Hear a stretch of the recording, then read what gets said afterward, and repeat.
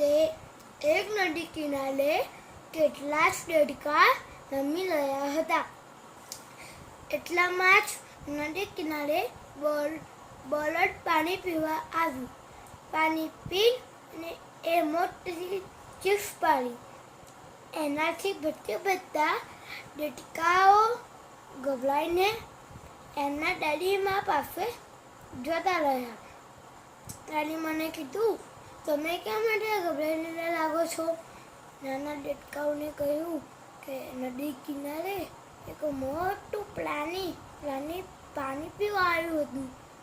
પછી એને મોટેથી ચીસ પાડી. એનાથી અમે ગભરાઈ રહ્યા છીએ. એટલામાં જ બંધ ગયો. દાદીમાને પગ ફૂલાવ્યા, ગાલ ફૂલાવ્યા. એમ કરતા એમના ફેફસા ફાટી ગયા. बहुत बात हमें फल पढ़ाई बिना मुफ्त मत ले। नमस्ते।